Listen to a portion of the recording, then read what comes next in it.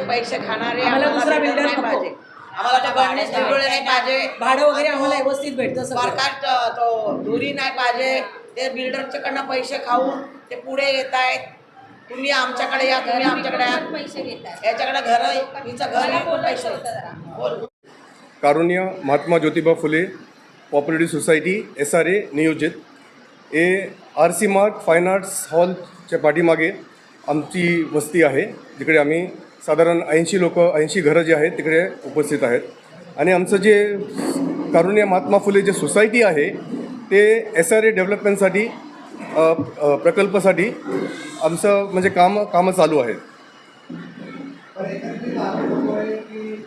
15 वर्षापासून हा प्रोजेक्ट रखडलेला आहे आणि बिल्डर आपली मनमानी करतो असंही सांगत होतं, पण विकास काय होत नाही असं त्यांचं म्हणणं. हे जे काही घडलं 2 दिवसापूर्वी जे आम्ही पण बघितलं आहे ते त्याच्यामध्ये पूर्णपणे खोटं बोललं गेलं आहे. त्याच्यामध्ये काही खरं नाही आहे. म्हणजे आता असं झालं आहे की लोक म्हणतात की साधारण 17 वर्ष झालं आहेत, पण असं अजिबात खोटं आहे. ते आमच्याकडे पूर्ण पुरावा आहेत. लोकांना माहिती पडायला पाहिजे की तुमचं डेव्हलपमेंट ॲग्रीमेंट कधी झालं होतं डेव्हलपरबरोबर. आता हे डेव्हलपमेंट ॲग्रीमेंट जे आहे साधारण 2013 जूनमध्ये झालं आणि 2014मध्ये मी काम चालू केलं होतं. 2014मध्ये ते पूर्ण development agreement power of attorney जे सोसायटीने जनरल बॉडी मीटिंगने डेव्हलपरला नियुक्त केलं होतं ते पूर्ण डॉक्युमेंट आमच्याकडे आहे. आणि साधारण आता आजच्या वर्षी 12 वर्ष झाले आहे. तर त्याच्यामध्ये 2016मध्ये SRAने आम्हाला LOI दिलं होतं, सँक्शन LOI दिलं होतं. पण त्यावेळी काय झालं, काय ती 87 सोसायटीजचं फाईल जी आहे ते SRAमध्ये होल्ड केलं गेलं होतं 2017मध्ये. आणि अँटी करप्शन ब्युरो आणि हाय पॉवर कमिटी हे कमिटीमध्ये 87 फाईल 87 फाईल जी आहेत ते होल्ड केलं गेलं होतं. आणि ते 87 फाईलमध्ये कारुण्य महात्मा ज्योतिबा फुले त्यांचं पण फाईल त्याच्यामध्ये उपस्थित होतं. आणि हे पूर्ण फाईल साधारण 2-3 वर्ष काय रिझर्वेशनमध्ये अँटी करप्शन ब्युरोचं जे चौकशी चालू होते त्यामुळे 2-3 वर्ष काहीच काम झालेलं नाही आहे. ते एक मुद्दा होता. दुसरा मुद्दा असा आहे की आमच्या सोसायटीमध्ये 4 CTS नंबर आहेत. एक 518 जे एज्युकेशन रिझर्वेशन स्कूल रिझर्वेशन आहे. 533 534 हे 2 CTS नंबर जे आहे ते BDS गव्हर्नमेंट सोसायटी बाजू संस्था आहे त्यांच्या नावावर आहे. तरीसुद्धा 533 मोठा प्लॉट जे आहे ते स्लम डेव्हलपमेंट झालेलं आहे आणि गॅझेट स्लम म्हणून ते ठराव झालेलं आहे. सो बेसिकली हे 3 प्लॉट. चौथा प्लॉट जे आहे ते 538 ते PWDचा प्लॉट आहे. आणि हे 4 CTS प्लॉटमध्ये कारुण्य महात्मा ज्योतिबा फुले यांचे साधारण एक 78 घरं जे आहे हे तिकडे व्यवस्थित आहे. आता 2016मध्ये LOI आल्यानंतर हे 2-3 वर्ष जे SRAमध्ये जे काही प्रॉब्लेम झालं होतं ते 87 फाईल्समुळे आणि हे पूर्ण प्रोजेक्ट पुढे जाता आलं नाही. हे टेक्निकल कारणामुळे ते 2-3 वर्ष ते अडकलं होतं पूर्ण काम. आणि मग LOI आल्यानंतर बेसिकली आम्ही हे मुद्दा डिपार्टमेंटकडे घेऊन गेलो होतो आम्ही की कसं याला पुढे करायचं म्हणून. आता प्रॉब्लेम असा आहे की 518 जे आहे ते स्कूल एज्युकेशनमध्ये रिझर्व झालं होतं. त्यामुळे बेसिकली आम्हाला त्या पर्टिक्युलर प्लॉटमध्ये साधारण 8-10 घरं जे आहेत त्यांना परवानगी दिलं नव्हतं, कारण ते स्कूल रिझर्वेशन आहे आणि SRA आणि MCGMकडे ते अथॉरिटी नव्हतं की ते रिझर्वेशन चेंज करायसाठी. तर ते मोठा मुद्दा ते होतं एक. आणि मग त्याच्यानंतर 538 ते PWDचा प्लॉट होतं. PWDचा प्लॉट रिझर्वेशन असल्यामुळे 3 वर्ष साधारण जे आहे ते त्या NOCसाठी NOCसाठी आम्ही ते काम पुढे करू शकलो नाही. आणि त्याच्या मध्यंतरसुद्धा आमचं Annexure 2 जे आहे Annexure 2 ऑफ डेप्युटी कलेक्टर ते पण सर्वसाधारण पूर्ण झालेलं आहे. आणि साधारण 95% लोक जे आहेत ते पात्र झालेले आहेत. मी तुम्हाला सांगू शकतो तुम्ही कुठलाही SRA प्रकल्पामध्ये तुम्ही बघा आणि इनिशियल स्टेजमध्ये आपल्याकडे LOI पण नाही, IOD पण नाही, पण ते इनिशियल स्टेजमध्ये आमचं जे Annexure 2 जे आहे Annexure 2मध्ये 90% जास्त लोक जे आहेत ते पात्र झालेले आहेत. ओके. आता राहिला 518 ते एज्युकेशन ते रिझर्वेशनमुळे आम्ही मग DCP 2034 त्याच्यामध्ये आम्ही कंप्लेंट टाकलं, डेव्हलपरने कंप्लेंट टाकलं, सोसायटीने कंप्लेंट टाकलं. आणि high power committee IAS officer mister Chatterjee जे होते, गौतम चॅटर्जी, त्यांच्या अंडर ते हाय पॉवर कमिटी फॉर्म झालं होतं. आम्ही त्यांच्याकडे जाऊन कंप्लेंट झाल्यानंतर त्या हाय पॉवर कमिटीचं हिअरिंग झालं होतं. हिअरिंग झाल्यानंतर 518 ते एज्युकेशन रिझर्वेशन होतं, स्कूल रिझर्वेशन होतं, ते काढलं गेलं होतं. आणि मग ते आम्हाला परवानगी दिलं गेलं होतं की ते आपण SRA आपण करू शकतो म्हणून. त्याच्यानंतर 538 जे आहे PWD हे साधारण 3 वर्ष आम्ही ते NOCसाठी पुन्हा पेपरवर्क आमच्याकडे आहे. आणि पण शेवटला असं झालं की ते म्हणत आहेत की आम्ही ते NOC तुम्हाला देऊ शकत नाही. तर डेव्हलपरने आणि कमिटीने असा निर्णय घेतला की आपण 538 जे आहे ते आपण त्याला सोडायचं, त्याला ते तेवढा प्लॉट जे आहे ते कारवाड करायचं, कारवाड करून आपण बाकीचा प्रकल्प SRA प्रकल्प जे आहे ते करायचं. आता तुम्ही इनिशियली बघितलात ना तर 1921 स्क्वेअर मीटर्सची जागा आहे ते. ओके, 538 तिकडून निघून गेलं. 518 स्कूल रिझर्वेशन जे आहे ते स्कूल रिझर्वेशनमध्ये परत ते रिझर्वेशन लागू झालं 2021मध्ये. MCGMने परत त्याला जे काढलं होतं रिझर्वेशन ते परत त्याच्यामध्ये ते रिझर्वेशन आलं. ते आल्यामुळे बेसिकली आम्हाला आता एज्युकेशन डिपार्टमेंटला आम्हाला 3 माले जे आहेत ते स्कूल बनवून त्यांना सपरेट एंट्रन्स वगैरे देऊन ते करावं लागलं. म्हणजे तेवढं FSI पण डेव्हलपरचं कमी झालं. आणि आम्ही प्लॅनमध्ये स्कूल रिझर्वेशनमध्ये त्यांचं स्कूलचं जे काही त्यांचं रिक्वायरमेंट आहे ते आम्ही ते प्लॅनमध्ये दिलं. 538 जे आहे ते PWD NOC न मिळता आम्ही ते कारवाड करून ते सपरेट केलं. आणि आता डेव्हलपर किती राहिलं 700 स्क्वेअर मीटर. 700 स्क्वेअर मीटरमध्ये 80 घर बसवायचं आहे आणि सेल कॉम्पोनंट ते कसं करणार. तरीसुद्धा हा डेव्हलपर आम्हाला पूर्णपणे पाठिंबा देऊन तो बोलला की काही पण असू दे, whatever area that I will get, त्या एरियामध्ये मी पहिलं स्लम रिहॅबिलिटेशन ते पहिलं मी पूर्ण करणार आणि बाकीचं काम मी नंतर पूर्ण करणार. आता हे पूर्ण जे प्रकल्प आहे, आता याच्यामध्ये आमचा तुम्ही सांगा डेव्हलपरचा काय इश्यू आहे आणि कमिटीचा काय इश्यू आहे. आता हे सरकारचा इश्यू आहे ना, शासन इश्यू आहे. आता बेसिकली कसं आहे की लँड कलेक्टरचं आहे आणि लँड कलेक्टरचं असल्यामुळे ते NOC जे आहे ते शासनाकडून आपल्याकडे NOC यायला पाहिजे. आता शासनाकडे NOC नसल्यामुळे 2.8चं जे आणि 4 लँड जे आहे 518, 33, 34 आणि 38 हे LOI 2021मध्ये LOI आलं. 2021मध्ये नोव्हेंबर 2021मध्ये आम्हाला LOI आलं. LOI आल्यानंतर डेव्हलपरने 4 लँडचं जे प्रीमियम पण त्यांनी भरलं, ते पूर्ण अमाऊंट भरलं. एवढं सर्व त्यांनी काम केलं. पण फायनली आता काय आहे, जोपर्यंत शासन जे आहे ते आम्हाला NOC देत नाही आहे, 2.8चं जे NOC आहे ते आम्हाला देत नाही आहे, बिल्डेबल एरिया आणि रिझर्वेशन जे आहे ते काढत नाही आहे तोपर्यंत. आणि त्याच्यानंतर ते पूर्ण झाल्यानंतर NOC आल्यानंतर मग जे आम्हाला LOI दिलं आहे ते कंडिशनल LOI होतं, ते रिवाइज्ड LOI ते द्यायला पाहिजे आणि IO द्यायला पाहिजे. हे 2 डॉक्युमेंट तुम्ही उद्या द्या आम्हाला. डेव्हलपरची पूर्ण तयारी आहे. Within 1 day will start the work. आम्ही काम चालू करू. डेव्हलपरचं कुठेही काही चुकलेलं नाही आहे, त्याचं काही डिले झालेलं नाही आहे. हे बेसिकली जे पॉलिसीज जे आहे त्या पॉलिसीजला जे अडथळा आम्ही फेस करतो, आज जे लोक फेस करत आहेत त्याच्यामुळे आम्हाला त्रास आहे. तुम्ही शासनाकडनं आम्हाला एकदा NOC आलं का आम्ही इमिजिएटली पूर्ण काम चालू करू. तुमचं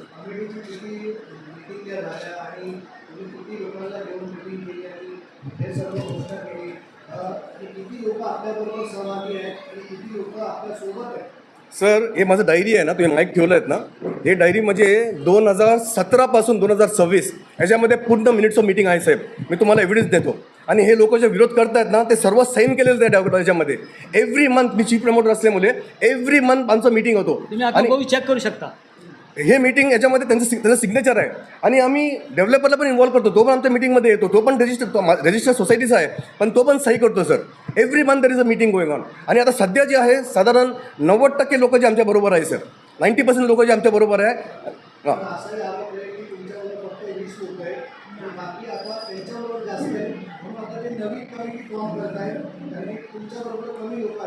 सर आमची कमिटी आहे ना हे लीगल कमिटी आहे. खरं पण नाही तिकडे त्यांचा मेंबर पण नाही आहेत ते, आणि ते बोलत आहेत तिकडे ज्यांचं मेंबरशिप पण नाही आहे. आता Annex 2मध्ये 78 नावं आहेत ना, ते मेंबर आहेत. म्हणजे सरकारने SRAने त्यांना घर दिलेलं आहे आणि Annex 2मध्ये त्यांचं नावं आहे, म्हणजे ते लीगल ओनर्स आहेत ते हटमेंटचं. आता हे लोक ज्या दिवस बोलत होते त्याच्यामध्ये किती लोक मेंबर आहेत मला सांगा सर. आणि तुम्ही हां सर,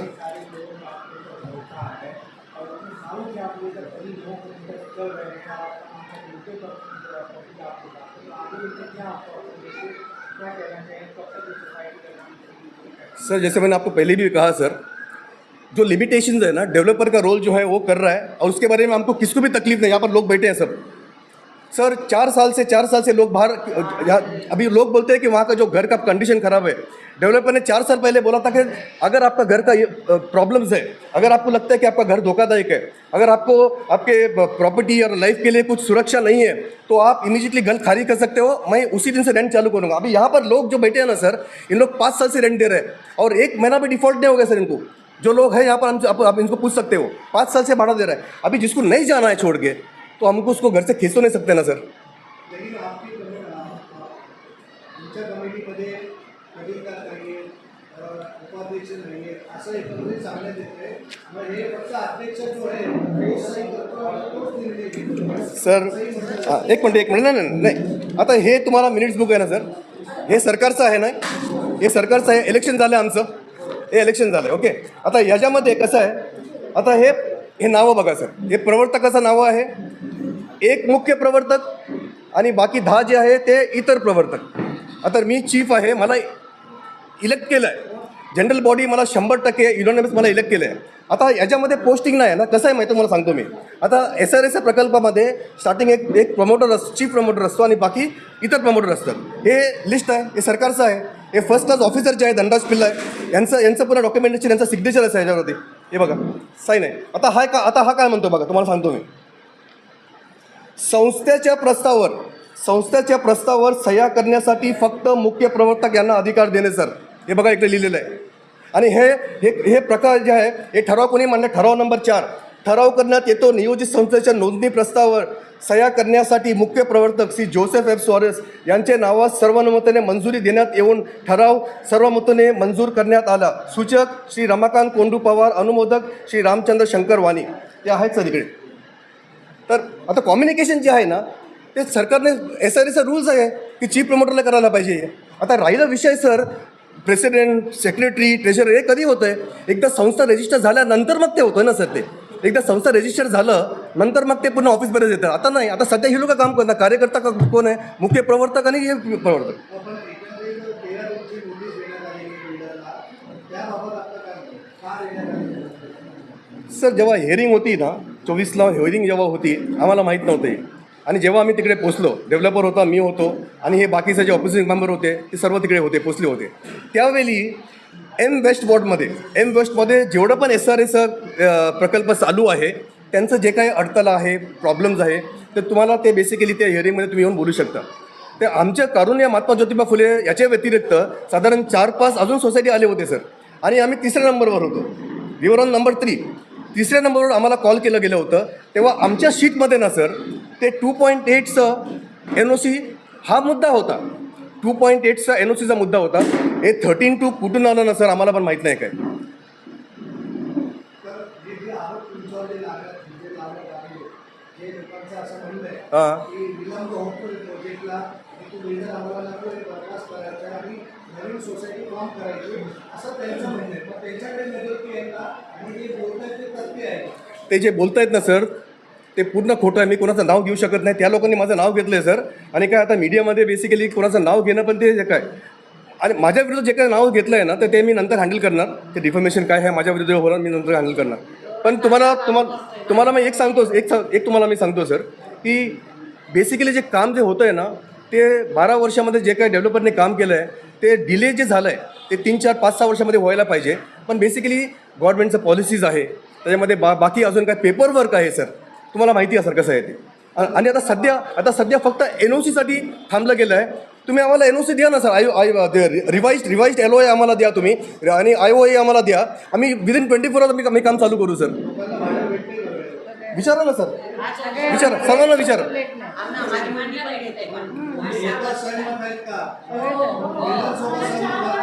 हातवर करा आणि सांगा ना, हातवर करा आणि सांगा, सगळे होतं. सर्वांना जो सरस पाहिजे ना, आम्हाला तो स्पीकर पाहिजे, आम्हाला कोण नाही पाहिजे, ते पैशासाठी धावत आहे. ते पूर्णपणे खोटं आहे ना सर. एव्हिडन्स पण दाखवा ना. तुम्ही आरोप टाकतात ना सर, तुम्ही आरोप टाकतात, आरोपावर तुम्ही एव्हिडन्स पण द्या. आता माझ्याकडे पुन्हा मी जे काही शब्द बोललो आहे ना सर, माझ्याकडे पुन्हा एव्हिडन्स इकडे आहे, मी तुम्हाला देतोय. हे बेसिकली पूर्ण डिफॉर्मेशन आहे. आणि हे लोक आहे ना सर स्वतःच्या स्वार्थासाठी, आणि हे कमिटीमध्ये पण होते ना सर, हे कमिटीमध्ये पण होते. Every month minutes of meeting आहे, सिग्नेचर आहे, सगळं सर्व माहिती आहे. हां नाही, दोन हां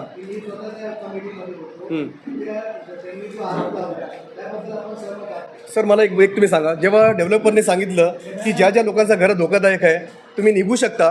तर हे लोक हे जे लोक काल होते ना सर तिकडे, या लोकांनी डेव्हलपरकडे पूर्ण वर्षभरचं रेंट घेतलं, डिपॉझिट घेतलं, साधारण 4-4.5 लाख रुपये पूर्ण पैसे घेऊन सर या लोकांनी आपलं घरं जे आहेत डेव्हलपरला हँडओव्हर नाही केले. नंबर 1. ओके. आणि जेव्हा आम्ही त्याला सांगितलं की तुम्ही हँडओव्हर करा, मग हे ज्या घरामध्ये ताला लावले होते डेव्हलपर सोसायटीचं, म्हणजे ज्या ज्या लोकांनी घरं हँडओव्हर केलं होतं त्या खोलीवर सोसायटीने ताला लावलं होतं सर. आता हे दोघे लोक जे आहेत ना, पैसे पूर्णपणे पैसे घेऊन ते घरं पण हँडओव्हर करत नाही आपल्याला आणि विरोध करतात. आणि जेव्हा आपण ताला लावायला गेला ना, सर्व लॉक वगैरे ब्रेक केले, पोलीस केस केले सर त्यांच्यावर आम्ही. पण आता सध्या ते म्हणतात येईल पावसाळा येतो, हां. अशामध्ये जर परत घर कोसळलं झालं तर याला सर्व बिल्डर जबाबदार असेल. नाही, प्रश्नच नाही ना सर. जेव्हा बिल्डर म्हणतोय की तुम्ही आता निघू शकता, तुम्हाला पूर्ण जे भरपाई आम्ही करून देऊ, जेव्हा बिल्डर म्हणतोय, मग तुम्ही सहकुशी तुम्ही रिस्क घेऊन राहतात ना तिकडे. आता एवढं माणसं 40 लोक जे आहेत, 40 लोक 78% तुम्ही आता विचार करा ना, 50% लोक बाहेर आहेत सर. 50 लोक बाहेर आहेत, आपला भाडं वगैरे घेऊन निघालेत ती लोक, कारण त्यांना तिकडे राहायला बरोबर नव्हतं, धोकादायक काही पण होऊ शकतं. तर तुम्हाला वाटतंय की तुम्हाला परिवार तुम्हासाठी धोकादायक आहे, मग तुम्ही निघा ना. डेव्हलपर तुम्हाला पैसे द्यायची तयारी आहे. बाकी सर्व लोक 40 लोक निघून गेलेत ना सर, मग तुम्ही पण निघा. पूर्ण खंडन करतो सर मी, हा पूर्णपणे खंडन करतो. हे सगळं खोटं आहे सर. पूर्ण खोटं आहे. हे सगळं पूरे लोग जो है हमारे साथ में है सर, पूरे लोग हमारे साथ में है, उसके बारे में कुछ डाउट नहीं है. आज वर्किंग डे है सर. बस लोग 20 लोकांचं खरेदी विक्री 40,000 रुपये 8 लाख रुपये डेव्हलपरने भरलं आहे सर. त्यांनी काही गरज नाही भरायचं. ते आतमध्ये पाणीचा प्रॉब्लेम आहे. सर्वांचा नल जे आहे, घर जे आहेत त्यांनी नल लावून दिले, नवीन नल लावून दिले.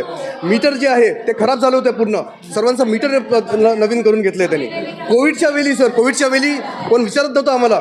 त्यांनी ट्रक भरून आतमध्ये धान्य वगैरे सर, राशन वगैरे सर्वांना लोकांना वाटलं डेव्हलपरने. आता ह्या बिल्डर पाहिजेत, कारण काय अजूनपर्यंत त्यांनी कुणाला काही प्रॉब्लेम काय शासनाकडून लेट झाल्यामुळे ते लेट झालेलं आहे. ते तरी मला ते बाकीचा बिल्डर मी सहमत आहे आणि याच्या पुढे आम्हाला तेच काम करून देतील आम्हाला अपेक्षा आहे. आणि आहे, पण आमच्या विकासकांनी आम्हाला सहकार्य दिले, सर्वांना पैसे दिले, सगळं काय घेऊन आम्ही यांना सोडून दुसऱ्या कोणाकडे जाणार नाही. आता अपवाद नाही आहे, आक्षेप नाही आहे. आम्हाला बिल्डर भरपूर चांगला भेटला. बिल्डरने आम्हाला 5 वर्षापासून भरपूर सांभाळलं आहे. व्यवस्थित भाडं वगैरे देतो, कधी आम्हाला काहीच प्रॉब्लेम दिला नाही आणि आम्हाला दुसरीकडे कुठे जायचं. ठीक आहे.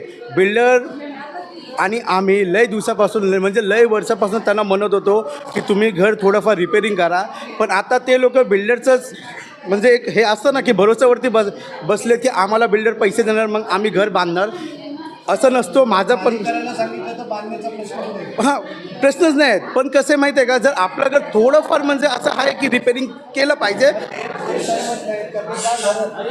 त्यांच्या भावांमध्ये आपसांमध्ये भांडण आहे, ते इंडिव्हिज्युअली त्यांची भांडण ते आपलं स्वतः घरामध्ये आहे. त्याच्यामुळे ते आता बिल्डरवरती टाकतात की आमचं घर पडायला म्हणून आम्हाला आता नवीन घर बांधून द्या, पण असं काहीच नाही. ते किती लोक आहेत जे ह्याचा विरोध करतात आणि तुम्ही किती लोक असेल? बघा, आता तुम्ही टक्केवारी तुम्ही इकडे बघितलं असणार. आज कामाचा दिवसही आम्ही कमीत कमी एवढे जण इकडे आहोत आणि राहिलेली गोष्ट आम्ही 100 आउट ऑफ 75. मी कारुण्य महात्मा ज्योतिबा फुले नगरमध्ये मला गणेश देडुळे आणि प्रकाश धुरीने घर घेऊन दिले. तर ह्याच्यावर की त्यांनी त्या घराचे माझ्याकडून 90,000 असे मोबदलाही घेतला घेऊन देण्याचा आणि मला आश्वासन दिलेलं की आम्ही SRAमध्ये करून देऊ आणि रेंट वगैरे चालू करू. रेंट तर देत आहेत बिल्डर पण देत आहेत आणि जे चीप प्रमोटर वगैरे हो बिल्डर मान्य आहे हो, पण त्यांनी हाच बिल्डर आणि चीप प्रमोटर पण हेच पाहिजे आम्हाला. आणि त्यांनी माझ्याकडून फसवणूक करून त्यांनी घर घेऊन दिले. बिल्डर हाच हवाय. नाही बिल्डर हाच हवाय. आम्हाला तो बिल्डर नको आहे. आम्हाला जो सर पाहिजे आणि निमया सर पाहिजे. आम्हाला हे पोरं पैसे खाणारे नाही पाहिजे. ते मेंबर असून आमच्याकडे पैसे खातात. हा निमया आम्हाला पाहिजे. आम्हाला बिल्डर हो हेच नाही, दुसरा नाही पाहिजे आम्हाला, हेच पाहिजे. निमे सर. अच्छा, पण प्रोजेक्टला वेळ होतोय, चालेल का? चालेल. आम्हाला भाडं वगैरे व्यवस्थित भेटतं तर आम्ही कशाला हे करणार आहे. दुसऱ्यांचं नुकसान होतं त्याचं काय? दुसऱ्याचं काय नुकसान होतं, सगळ्यांना तर भाडं भेटतं. त्यांनी त्यांचे घर सोडून निघायला पाहिजे ना. चावी देतो, पैसे देतो, चावी द्या त्यांना, पैसे देणार ते. ते का खाली करत नाही? आता त्यांना माहिती, त्यांना दुसऱ्या बिल्डर कडून काही भेटत असेल ना.